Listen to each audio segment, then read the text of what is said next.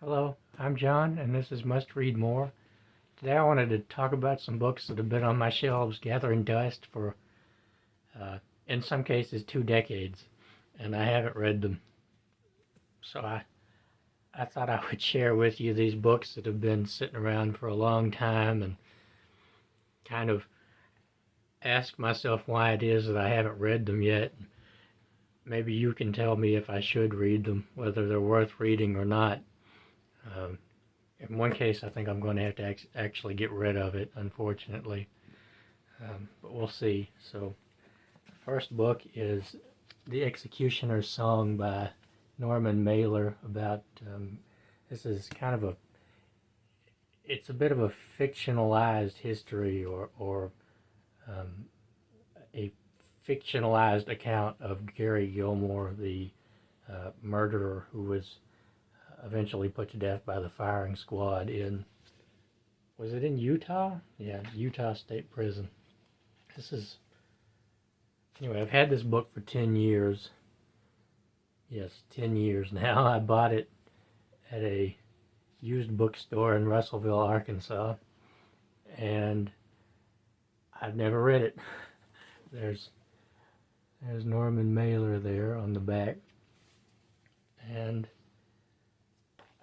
I've heard good things about this. I've heard bad things about this. I know my dad, he watched there was like a series years and years ago with, I think it was Tommy Lee Jones, The Executioner's Song. He liked that, so he doesn't really understand why I haven't read this book yet.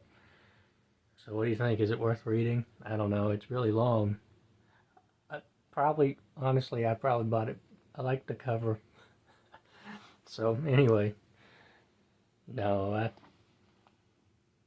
it seems like an interesting story. I mean, why was Gary Gilmore so hell-bent on being executed? I don't know. I don't have a clue. So there's that. The next one is A Rifleman Went to War by Herbert W. McBride. I had this made to order when I was 15 or so. I believe it was made to order. This was, let's see, 2009, I guess, somewhere in there. And this is his account of going to World War I and becoming a sniper. I think in the beginning he was working with machine guns, and then he picked up a rifle and went to shooting. So I know this is used in sniper schools and things like that. I'm sure it still is. Who knows? I don't know. I tried to start it a few times. I really like World War I histories, but sometimes the memoirs of people who were involved in World War I are just not particularly, they're lacking in intimacy, I guess, but we kind of come to expect in war memoirs.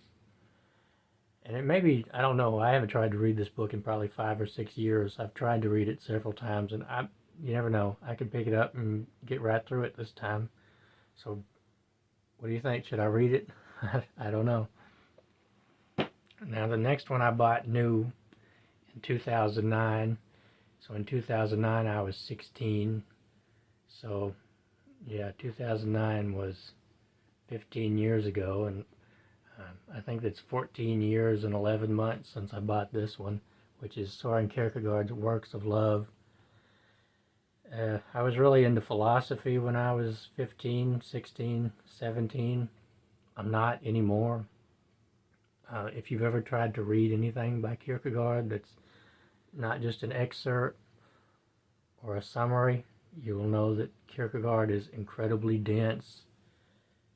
He had a unique writing style, and it is not accessible. And so I have never read this. I'll probably never read this. I don't know. I just lost interest in philosophy, and I just can't bring myself to get rid of this one. I've had it so long, and I bought it during a pretty memorable period of my life. So it hangs around gathering dust. So the next one I got about when I was 12, maybe 13. My great uncle had been paid to clean out a shed in a rental house that one of his friends had bought. And he saw that there were a lot of books. And so he took me along. There was also a really cool, like, Schlitz beer light that goes over like a pool table.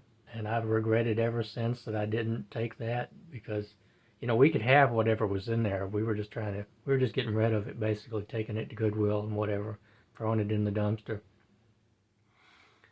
And I've always kind of wished that I had kept that light. It was kind of like a Tiffany style light with the, you know, the glass bits. That it was all red and blue. It was really neat from the 70s, I guess. Probably worth a lot of money now. But anyway, there were a lot of books. This was one of them. John Toland's No Man's Land. This is about the last year of World War I, 1918, of course, and it's got a step back cover there.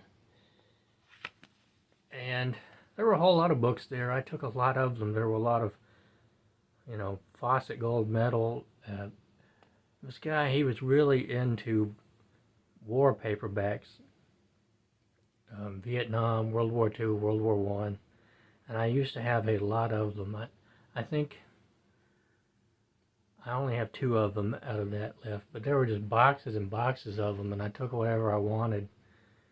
And you know, I'm really interested in World War I. I've read a lot about World War I, but I've never read this book, and I really don't know why. I think maybe it's because, you know, 1918 being the last year of the war, I feel like maybe I've never had a good enough grasp on, you know, the other 3 years of the war to read this book. But it's also just kind of a dense book, you know, and I have read pages of it here and there over the past almost 20 years. Unfortunately, I don't know if you can see it, but there is a little bit of mold going on the, not very much, and it may have been there since George Bush was president. It may have been there for, you know, who knows how long these things were in this shed. My guess is that they had been in the shed for at least 20 years already. This copy is from 1980.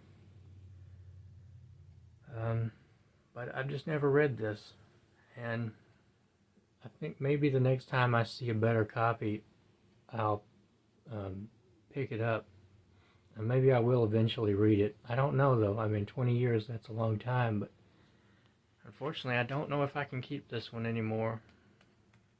It doesn't look like the mold is spread. It kind of looks like dead mold. It's just right there on the edges of the page. See there, you can kind of see it, but it looks really old. It doesn't look new, and it doesn't smell. But when you're dealing with book mold, it's probably best just to be on the safe side. I don't know if I'll keep this. Probably will. I've had it all these years. It hasn't caused any problems. I've never read it, so there's that. 20 years. Now this next one has been around for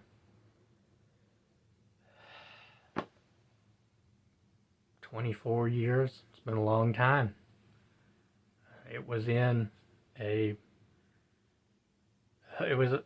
one of those entertainment systems with the, you know, like the wood and like the glass doors and the little doors that open at the bottom where you can put cassettes or whatever. That is Arthur Miller's The Crucible. I don't have a clue where this came from. I tend to think that it came with the same box of books that Grendel came in. I've talked about John Gardner's Grendel before, which is the first adult novel I ever read back when I was in 3rd grade. And I think that's where this came from. To put that in perspective, I was in 3rd grade in 2001. So this book has been around at least that long. And somebody wrote their name on it there. I don't know why I've never read this. It's a short book. I mean, it's not even really a book. It's a play, you know. And it's about Salem, the Salem witch trials, right? I never read this, but I watched the movie about 10 years ago. So I'll probably read this one day. And in fact, after I make this video, I'll stick it right over here. You can't see it, but right in down here somewhere is a bunch of plays. I've kind of been trying to read more plays this year, and I've read a few. So maybe I'll get around to this, but this book has been with me for 23, 24 years, something like that. Kind of like the cover. And next we come to a book that's been in my life for almost my entire life. Let's see, what's the date on this thing? Because I know my dad got it new.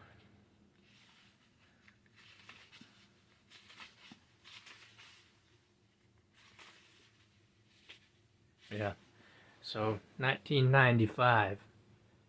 So this book has been in my life since 1995, in one way or another. It used to sit on a bookcase like this in my dad's house, and it sat in his house for 20 years, and then he got rid of it. He put it in a box to donate it, and even though this cover has always freaked me out since I was a kid,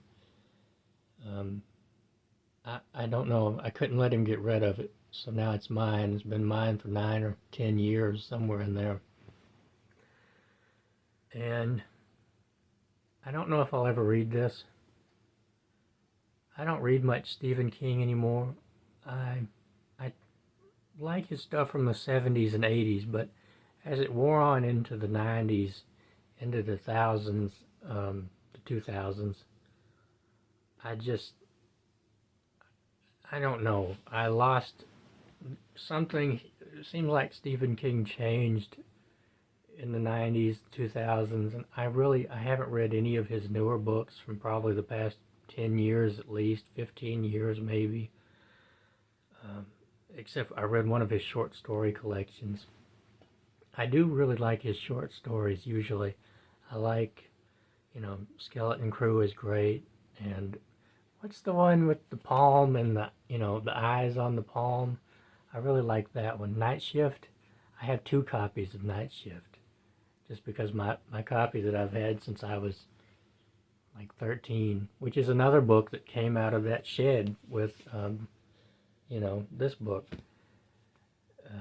is starting to finally fall apart. And so I don't know anything about this one. This is not one that I never hear about this book. I never hear anybody talk about this book. It seems like this one just kind of slipped through the cracks. I don't know if it's a good book. I don't know if it's a terrible book. I have no idea really what it's about, except for what's, on the back cover. It is, it has an illustration in there. I don't know if seems like there's more than one. Oh no, okay. It's just a step back, but it's not an illustration. I've always liked how it's shiny. For, 25, 27 years, whatever, I've always liked that it was shiny. And I don't know. Is it worth reading? Is it not worth reading? You know what I mean? If I read it and hate it, am I still going to want to keep it? Because it is just kind of a part of my life at this point. It's been with me almost my entire life. So, yeah, I don't know. Are any of these worth reading? Maybe you've read them and you can let me know. But anyway, yeah, there's just some books that are sitting around gathering dust. So, let me know what you think, and I'll see you next time.